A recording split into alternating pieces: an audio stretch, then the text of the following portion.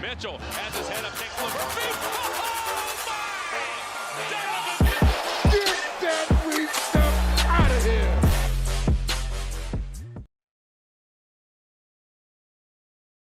Let's go ahead and transition and talk about everyone's favorite blossoming 3-and-D wing, Isaac Okoro.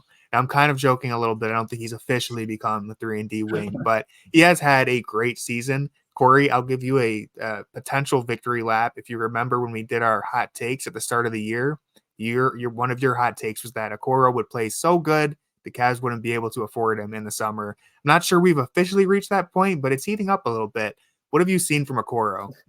I've seen a Hoops Hype article that says otherwise. All right. He's now considered a two-way wing. So true. That's a victory lap within itself. Who knew we were even going to get there? We thought it was just going to be a one-way wing. Isaac has shattered expectations. I've been so pumped with the way that Okoro's been playing. I feel like for the longest time when me, Tony, and Jackson would text, all Jackson would ever say is, how can he be improving if he's just making shots in the corner? Or it's either he makes the shots in the corner or he's getting ignored in the corner, and there's no in between. And I think, to give Jackson credit, I think Isaac hurt him because his offense has changed quite drastically. I mean, when is the last time you saw in the same game Isaac Okoro not only run a pick and roll set, but multiple? Not necessarily to success, that's to be determined, but the fact that the set was run is where the Baby magic steps. truly lies. Hey, that's a stew going. You know what I'm saying? The fact of the matter is the fact that Okoro is shaded. Like I was telling Tony, you think because of the way he's succeeding offensively that he has drastically increased his volume, but it actually is kind of staying the same at a higher percentage. But it's also that his spots are changing drastically. I think he shot from the non-corner for 3-point percentage, 3% of his shot profile last year, and it's already up to 13. So the fact that he's taking at the top of the break transition threes, did you ever have that on your 2024 bingo card for Isaac Okoro? I certainly did not.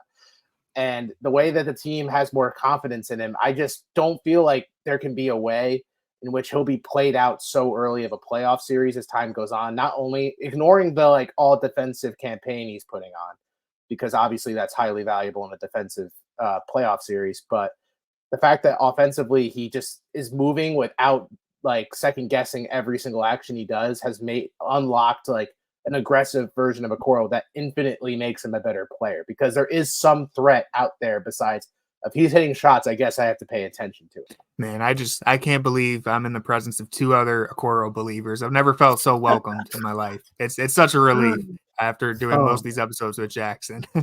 But Ben, I know you've been a long-term Okoro believer, so I want to let you spread the gospel. I've been an Okoro believer since April 13th, 2019, according to my Twitter. So it's been a long ride for him. But I echo a lot of what you said about his confidence increasing. He took I'm looking at it right now. He took 20 above the break threes all season last year, and he's already taken 31 this year. It is a huge, even though the volume isn't super different. I do think the film absolutely confirms that the role and the confidence has changed. He is getting to the rim more often, which the numbers do back up.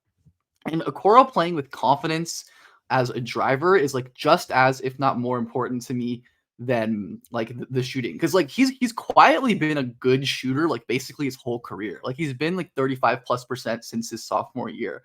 But the issue has just been the total record scratches when he's asked to attack a closeout or make a decision. We saw that, of course, in the playoffs last year, where if you ignore Okoro, it's not just that he can't hit the shots, it's that he can't dribble or make decisions off of them. But this season, he's looked so confident, attacking off ball. As you said, we've seen a couple pick and rolls or above the break threes. But the big thing, to me, has just been him being really confident, attacking. We've seen him hit some great Euro steps and controlled closeouts, and I'm just this looks like college Okoro, who was a really great finisher and had some really good stuff going to the basket that just hasn't been able to translate into the NBA. But it's here, and I think his passing has been a lot better this year, which he's finally. I think that's a skill he's always had that he's finally unlocking with the confidence. He's been great attacking downhill and hitting laydown passes to Jarrett Allen and whoever else. And that just allows his defense to shine even more, right? He's not just a specialist that you have to kind of game plan around. He's a functional part of the offense that, you don't need to like baby him really. He can function as a spot up shooter. He can work in transition. He can be like a tertiary handler. And that's while also providing all defense level impact. And which I think we probably all agree that he's been this year. Like he's been so ridiculous on defense this year, man. It's crazy. Just we keep talking about the Kings game, but like some of the possessions he had on Fox were unbelievable.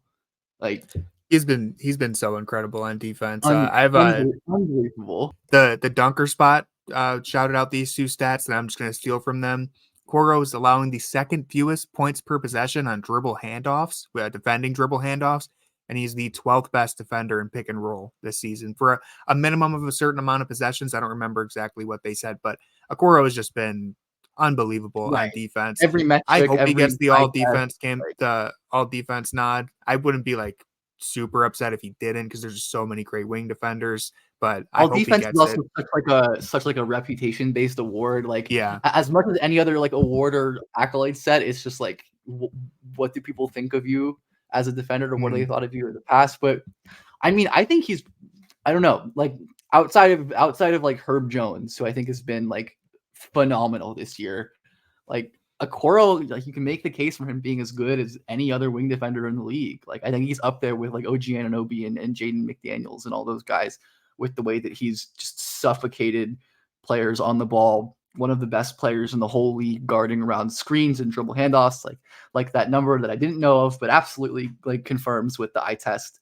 And obviously he's like always been a great off-ball help defender as well. And having that along with Jarrett Allen and Evan Mobley and all the other guys, just like a crazy treasure trove wealth of greatness they have there. It's pretty great. Yeah, especially when you kind of like take those stats into mind. These are against probably the main threat offensively of every team the Cavs face up against. I mean, I don't know how deep those metrics dive into like difficulty of matchup when set in those lineups, but we all know that Okoro, since he has donned the wine and gold, his mission has been to just be stuck on the alpha offensive option of every team. And I wrote this in an article that's going up that like for years it was kind of the case of like Okoro was the band-aid on the huge crack in the wall, being like, all right, we got our one fix. Isaac Okoro is going to go up against your best option, but the rest of the team, that's kind of a mystery how they'll handle everything else. But now that he is kind of surrounded by a great defensive team from top to bottom that's just locked in possession by possession, it's kind of like he can try things and be more aggressive in ways that if he kind of took the bait on something that he would be severely punished and the team would kind of crash to whatever had to be done to recover from the risks he could take. But now that the team is just so locked in, it's almost like he can freelance defensively the same way Mobley does. And having two of those types of defenders just causes such disruption and fits. Like the Cavs can stick him on the best opposing ball handler and feel completely comfortable and confident that he's going to do as good a job of anybody. And that's really important when you get to the playoffs. If you're facing a Damian Lillard, a Jalen Brunson, wherever it may be, having a guy who you just feel confident in defending the other team's opposing ball handler at the point of attack, that's really important. And I do think that Okoro throughout his development has been a little like, he's been really a victim of the fact that the Cavs timeline sped up so much on him. People forget he just turned 23 years old. If he was in a different environment where he was able to work on his offensive game a little more rather than, I mean, we've talked about it so much in the last 2 years, he's been just stuck in the corner, kind of forced to be that floor spacer guy that he wasn't really supposed to be coming out of college. That was supposed to be like a long-term thing for him. It was basically like year 2. It was like, hey, you got to start becoming a volume shooter, buddy, or you're going to be on the bench. And now that he has started to take little baby steps here and there, whether it's shooting from above the break, being more of a threat in transition, like he's doing enough to where he can stay on the floor. He's good enough to offensively to stay on the floor. And now you're getting the best out of him, which is his defense. Yeah, because I mean, having the offense unlocks the defense, right? Because like teams can't totally ignore him. Like they can't just game plan him out, and he can be on the floor more. He can be on the floor in more types of matchups. there aren't like there are very fewer like lineups that he just can't play against because of the offense, and having like to deal with that defense for 48 minutes a night or however many minutes a night he plays it's no easy task for any team, even great offenses like we've seen the Cavs lock down all year. And I think Okoro, while Mobley is like the interior defense anchor centerpiece, it's as much about Okoro's ability to deny drives and to deny screen advantages and to help and to do his own help defense as well when other guys get beat too.